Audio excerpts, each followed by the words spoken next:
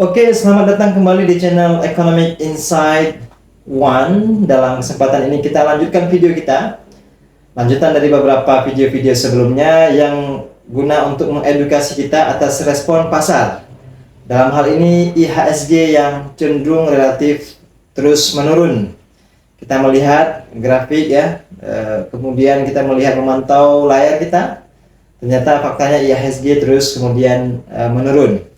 Nah, pada kali ini temanya cukup menarik, sebagaimana kalian lihat sendiri di thumbnail YouTube ini, yaitu tema kita adalah IHSG runtuh. Beruntung investor yang bertahan di 15 saham ini. Namun disclaimer dulu bahwa ini hanya adalah video tentang edukasi saham. Kita tidak bisa memastikan secara pasti tentang pergerakan saham, namun edukasi ini menjadi bahan pertimbangan kita semua untuk memilih saham-saham yang kemudian memiliki prospek yang baik. Nah, kondisi ini sangat luar biasa karena kita mengalami semua, bukan hanya kita sendiri saja yang hari ini barangkali terjebak ya, akan menjual atau terus bertahan dengan kondisi saham yang terus menurun. Tapi kita juga harus pahami bahwa tidak hanya kita sendiri, tapi juga ada banyak orang-orang yang juga kemudian sangkut dananya, kekayaannya di dalam investasi saham yang hari ini terjadi. Minggu ini mungkin barangkali tidak ada ya margin, tidak ada benefit ya, tidak ada capital gain yang kita peroleh dari selisih penjualan jual beli saham yang kita miliki. Namun mudah-mudahan video ini dapat mengedukasi dan menambah wawasan kita. Sebelum kita lanjutkan, agar kita terus semangat dalam kemudian share video-video berikutnya, silahkan bantu video ini dengan klik tombol subscribe dan like, berikan komentar kalian di kolom komentar agar kita terus bisa mengupdate video-video terbaru terkait perkembangan saham. Nah, langsung saja, mengapa IHSG turun? Ini juga sudah kita bahas di video-video sebelumnya. Pertama, investor masih mencermati kondisi ekonomi global dan arah suku bunga dunia. Ini juga menjadi salah satu hal kenapa investor belum kembali sepenuhnya ke investasi saham di Indonesia. Yang kedua, aliran dana asing belum sepenuhnya kembali ke pasar Indonesia. Ini juga sebab yang kedua, karena memang ya tadi ya, investor umumnya para investasi yang memiliki nilai yang tinggi itu belum menempatkan kembali kekayaannya di bursa Indonesia. Yang ketiga, banyak investor retail yang mulai kehilangan kesabaran sehingga aksi jual semakin memperdalam koreksi pasar. Ini juga kemudian dipengaruhi oleh perkembangan daripada nilai rupiah kita yang hari ini kalau tidak salah sempat menyentuh angka di 18.000 rupiah. Tentu ini sangat mempengaruhi psikologi daripada para investor. Lah, lalu bagaimana? Inti dari video ini yaitu kita akan melihat ya, minimal ada 15 saham yang berpotensi menjadi pemenang dalam hal ini. 15 saham yang mungkin masih bisa dipertahankan meskipun terus dalam pemantauan kita masing-masing. Yang pertama adalah ada saham Bank Sentral Asia, yaitu BBCA. BBCA merupakan bank swasta terbesar di Indonesia dengan kualitas aset yang sangat baik. Meskipun ya dalam 3 hari ini pun tetap fluktuatif kondisinya dan cenderung menurun. Keunggulannya itu dia memiliki CSA yang tertinggi di Indonesia, kemudian labanya stabil, kemudian juga favorit investor asing. Jadi sahamnya BCA ini adalah saham yang sangat favorit bagi investor asing. Ketika pasar pulih, BBCA biasanya menjadi salah satu saham yang paling sangat cepat bangkit. Maka beruntung orang-orang yang mungkin masih berada di memiliki saham BBCA. Yang kedua adalah BBRI, Bank Rakyat Indonesia. BBRI memiliki kekuatan pada sektor UMKM. Ya, keunggulannya itu jaringan terbesar.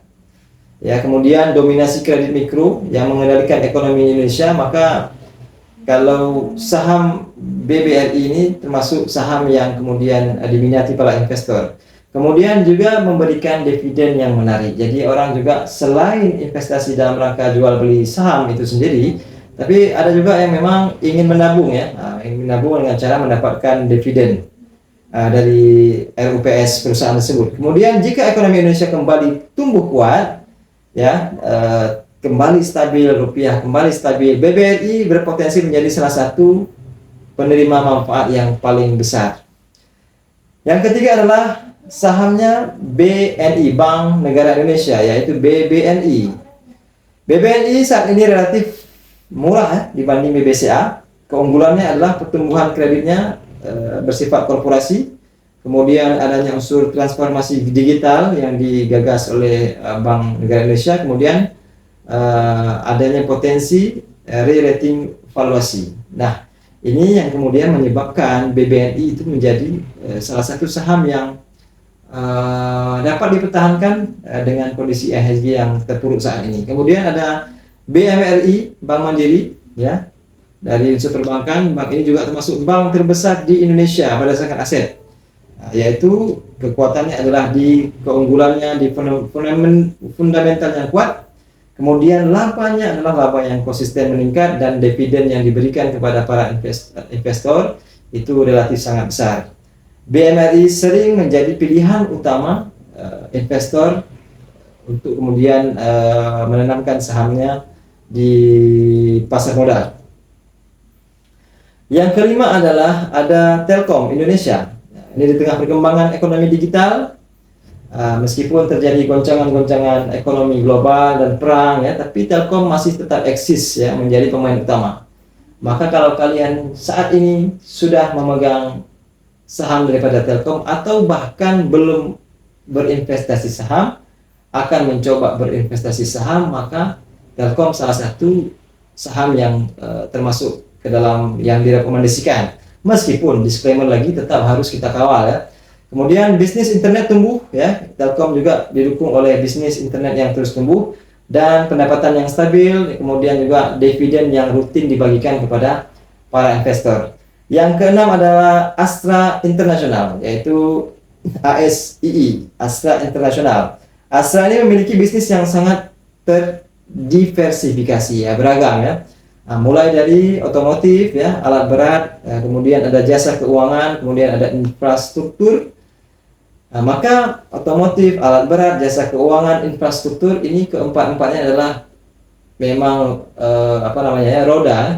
roda dalam menjalankan perputaran ekonomi di sektor real. Sehingga kalau ekonomi kita tumbuh ya, baik pulih kembali, maka Astra International ini akan menjadi saham yang kemudian nilainya akan meningkat. Maka kalau kita sudah punya Astra ini, maka ini wajib bisalah kemudian untuk dipertahankan. Kemudian ada Antam, Aneka Tambang. Ini juga saham yang ketujuh, menjadi salah satu pilihan utama sektor komoditas. Keunggulannya karena dia mengelola sumber daya alam nikel, emas, dan juga termasuk perusahaan yang kemudian melakukan hilirisasi daripada mineral. Potensi pertumbuhan ya, kemudian kendaraan listrik menjadi katalis ya bagi Aneka Tambang untuk maju di masa yang akan datang.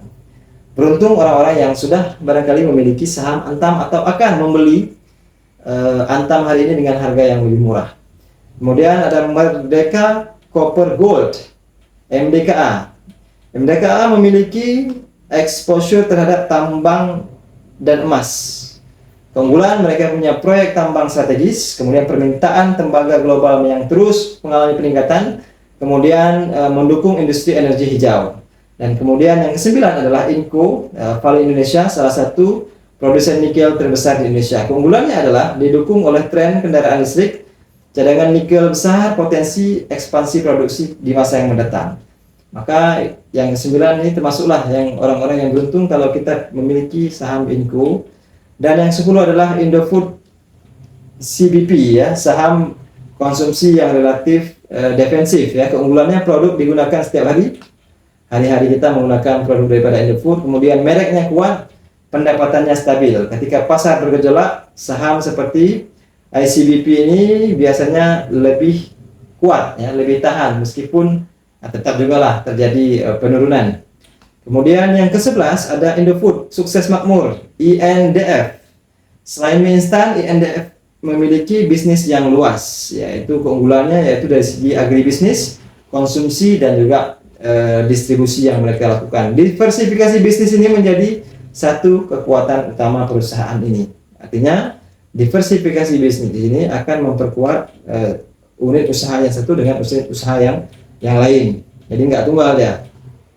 Yang ke-12 kemudian UNVR, yaitu Unilever Indonesia. Meskipun beberapa tahun terakhir mengalami perlambatan, UNVR masih memiliki merek yang sangat kuat. Ya, keunggulannya itu konsumennya loyal, produk kebutuhan sehari-hari, kemudian potensi turnaround bisnisnya jelas. Sehingga kita lihat bahwa ini kalau nanti kondisi semakin baik, maka UNVR ini termasuk salah satu saham yang akan bergerak. Kemudian yang ke-13 itu adalah Jasa Marga, JSMR. Ini pengelola jalan tol terbesar di Indonesia. Keunggulannya aset strategis jelas, mobilitas nasional meningkat, kemudian potensi kenaikan volume kendaraan juga terus meningkat. Maka beruntung orang-orang yang sudah mengantongi saham Jasa Marga atau akan membeli saham Jasa Marga. Yang ke-14 adalah Akra Korporindo, salah satu perusahaan distribusi energi dan logistik terbesar. Keunggulannya kawasan industri JP ada sama mereka, kemudian pendapatannya berulang dan juga dividennya yang ditawarkan kepada investor menarik. Dan yang terakhir adalah PGAS, perusahaan gas negara, memiliki posisi penting dalam distribusi gas nasional. Ini jelas ya, untuk keunggulannya itu bagian dari transformasi energi nasional, kemudian memiliki fundamental yang relatif stabil, dan juga yang terakhir valuasi masih sangat menarik. Kalau kondisi ekonomi semakin membaik, maka PGAS akan termasuk saham yang kemudian bergerak naik. Nah, itulah 15 yang bisa kita review beberapa, meskipun ini tidak dipastikan kesemuanya akan naik, namun disclaimer lagi bahwa beberapa saham ini dari berbagai sumber yang kita kumpulkan diyakini bakal memiliki kekuatan untuk kemudian naik seiring dengan perbaikan perkembangan ekonomi dan juga mengamati bagaimana kondisi perang Timur Tengah yang terjadi sampai dengan hari ini. Demikian, kita akan lanjutkan di video berikutnya. Sekali lagi bagi teman-teman yang telah menyaksikan video ini, support video ini dengan cara klik tombol subscribe, like, dan komen di kolom komentar. Sampai jumpa lagi di sesi berikutnya. Salam investasi ekonomi Inside One.